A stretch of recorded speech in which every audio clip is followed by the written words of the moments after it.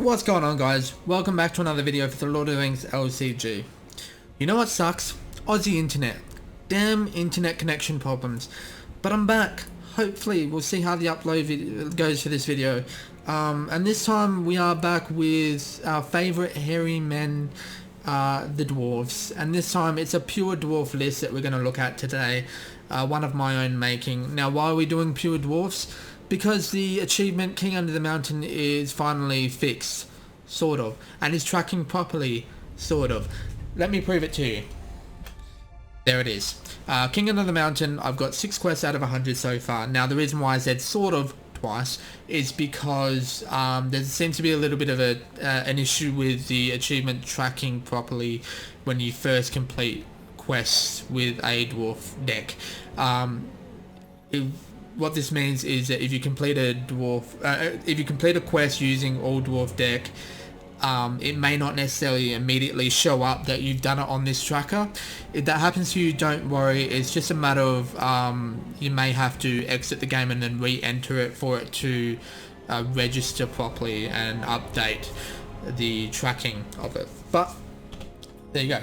It should work now. Now, if you are not interested in achievement hunting or anything like that, don't stress. Sit back and relax. I have a very aggressive deck build for you. This deck is hard and it is fast. And I dare you to say that with a New Zealand accent and not laugh. It's funny because I'm 12. I'm sorry, I can't help it. Anyway, here's the deck. Let's talk about mainly first the dwarfs.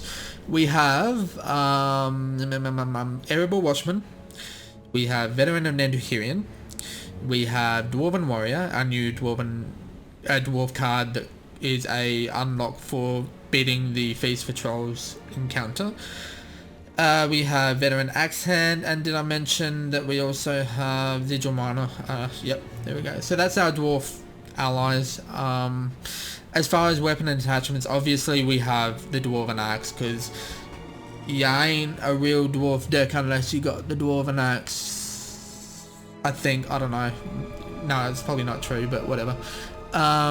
We have one single copy of Round Shield. 2 copies of Raven and Winghound, and we also have Raven of War, mainly for the block keyword as well as some attack boosts. But Raven of War has also got a nice healing effect to it. Now, the only real benefit that we have from running double leadership, we are forced to run double leadership because that's the 3 dwarf heroes we have in the game currently, but the only benefit we have from running double leadership is sort of nominal. It's not entirely necessary. Feel free to chuck it out and chuck in Warrior's Axe or something because it costs 0, but I'm running it because I like to make money. What else? We have 1 copy of Kazada Iron Menu. This is mainly for those big boosty attacks against like the villain characters or something like that. Now, before we get into the quest, I do want to... actually, before I go too far ahead, I'm also running 2 copies of Dwarven Peacekeeping and 2 copies of Burst for the Party. These are our 2 new cards that are hero reward cards that you gain from completing the hero requirements for Dane and Dwalin. If you don't have these cards, you will get them really quickly with this deck, but if you don't, feel free to replace them with Gondorian Shield for extra health and block, or any other weapons or anything like that. But yeah, the other thing I want to mention too is the weaknesses that this deck has. Now, thanks to the recent update that changed how the score works, we don't have to worry about our overall hero health, and we don't have to worry about threat either. But this deck, especially on Adventurer Challenge playstyle, suffers with card draw. This means that we're going to run out of fuel, out of gas really quickly. That can kind of suck sometimes. It's not the biggest deal. The bigger deal, the major weakness that this deck has is the lack of willpower. Any any location that has a major objective to complete, this deck hard stalls against. So I would probably avoid running this deck on any objective heavy quests. If you really want to punish yourself, try this one on the final quest of the Shadows Fall. Most of the quests from Shadows Reach should be fine, but yeah, you want to stay away from those heavy objective lists. And because of the lack of willpower, we also do not generally care about the fate meter, which is why this deck is also very fast and hard. Now, I've done my best to try and fix the weakness of low willpower. Our main willpower stat comes from our hero Dwarf. He has 2 willpower as long as we can keep his health above 5, which is pretty easy, especially with the block keyword on some of our attachments. But the way I've sort of tried to fix this is by running cards that ready him up so we can gain more out of his 2 willpower. Cards like Ever Vigilant and Cram really help with that. Okay, that's it. I've done enough rambling on that, so let us I want to mention too, what quests are we doing on now? Technically you can do this achievement on Flight Through Darkness, but that is a baby quest for babies, so we're going to do it on Adacop instead. This is the best quest I've found for getting the achievement on. Just note that I'm not sure if you can get achievement progress on in the City of Webs or down the Anduin or on the trail. The reason being is that in the City of Webs forces you to have a Bayorn ally at the start of the game, Will Elk. On the trail forces you to have Smeagol, and down the Anduin forces you to have Bilbo, and I think that is enough to nullify the achievement, so we're going to stay away from those ones. We're going to do it on Adacop and do it on Adventure. Before I hit the start quest button though, I do want to mention that you should stay tuned to the end of the video. I've got an announcement to make about the future of this channel. It's not really the future of this channel, it's more a new thing coming to the channel that I'm making. So stay tuned to hear about that, and I am in no way trying to pad out my view time stats at all. You know, who cares about that? Let's get going. After arriving at Beyond's Hall, you begin to search for clues as to which direction the spiders took Bill. The kingdom of old shall be renewed. Allow me Renewed. My axe is restless in my hand. I love that Dwalin has 4 attack immediately. What do we have here? This is an alright opening hand. But we'll keep it. We'll hope that we get... Yeah, okay. That's okay. Cram is good to have for the next location, and I'll show you why. But the first thing we're going to do is... we'll give Sword of Numenor to Gimli.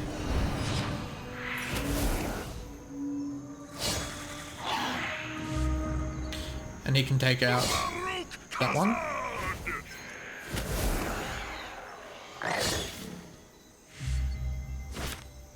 Get the veteran Actan out immediately. We want to fill our board as quickly as possible. One thing that's pretty handy to do is try, if you can, get Bilbo's pack before you travel. It gives you Lembas, which is another ready effect for Dwalin. Let's see, let's kill that one for now.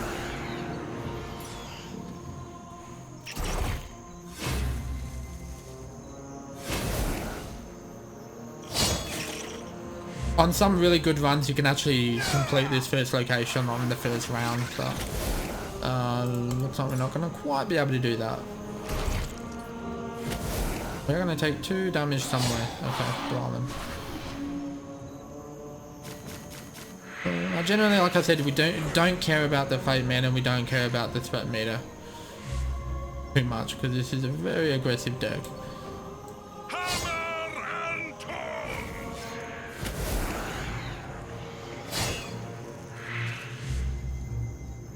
I want to give the Raven Wing Helm to Dwalin, so he has block.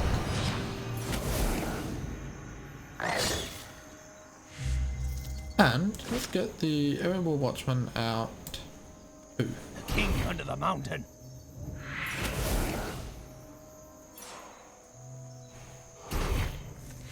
Okay, good thing we don't plan on playing any more allies. That's a beefy blocker. Again, don't really care about hazards, so let's block there. Let's fade up and grab the Bilbo's pack. And we'll have these guys kill the last of the spiders here. Give me Sting and let's get Adelon out of here. Bilbo's mind must have been clear.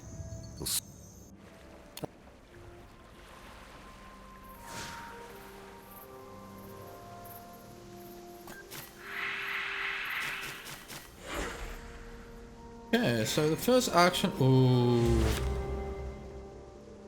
Oh, that's pretty good. It only really kills this guy, doesn't it?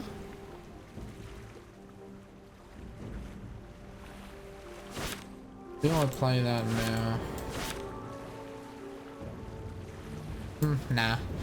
I think the first thing I'm going to do is I'm going to start applying progress to these objectives in before Sauron starts playing any, you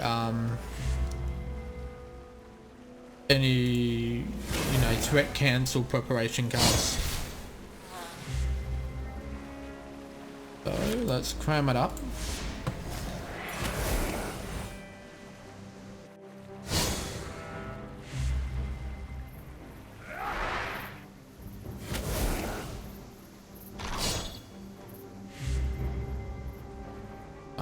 Let's kill this one because it has flying.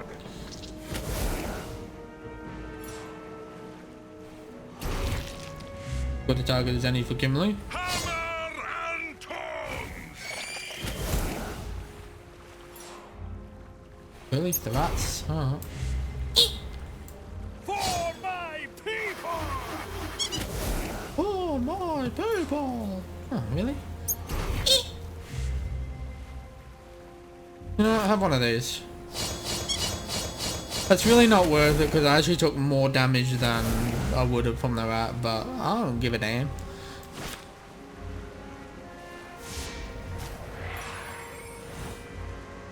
Bang that out.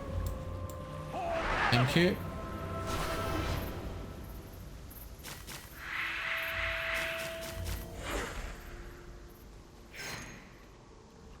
Okay.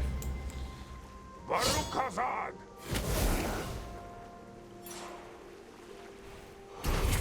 Really? Barukazad!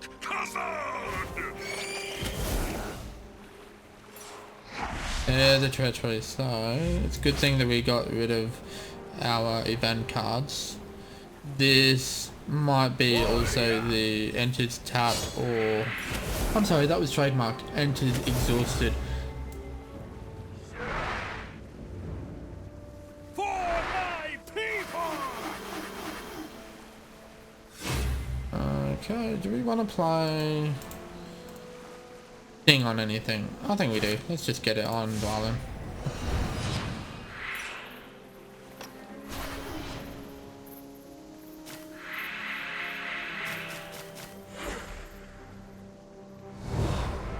Hey, that's actually really good that that spawns in now because we can kill it straight away.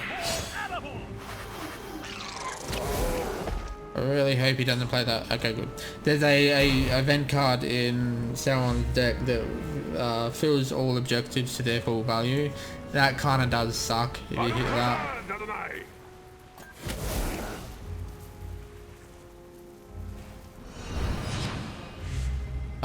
Okay, so either way we're going to gain a threat from this guy, so I think we're good to fade up.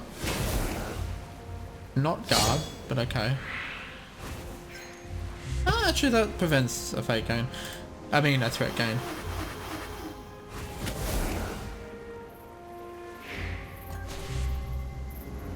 No trouble. The dead tree falls across the stream with a splintery crack.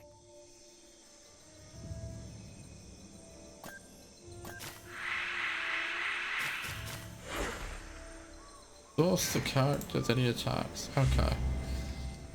Well, that having ever vigilant basically guarantees that we can complete this location first round. So,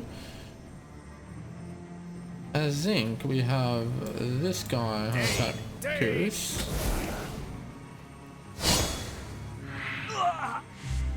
Fire him. Now we.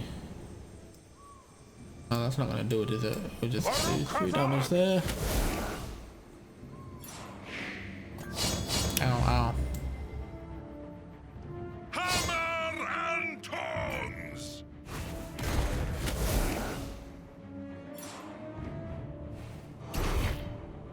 Hey, dry, it's some butts.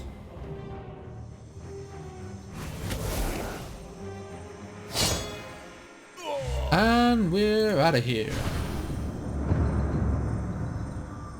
Before the monotony of the forest claws at you again,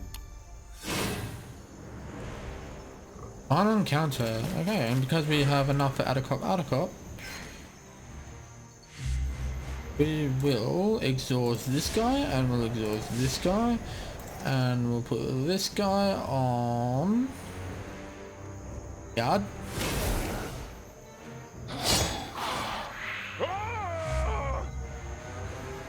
We'll have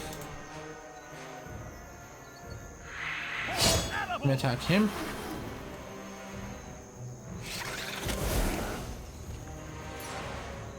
Really? Another 3-5. Okay. Goodbye to that.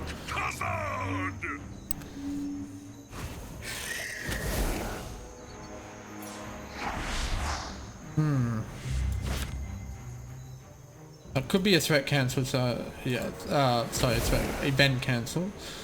I'll chuck that one out instead and hope that this one is a-okay. Kill that one. Yep. And kill that one. End phase, and first order of business will be to slaughter the spiders of Mirkwood,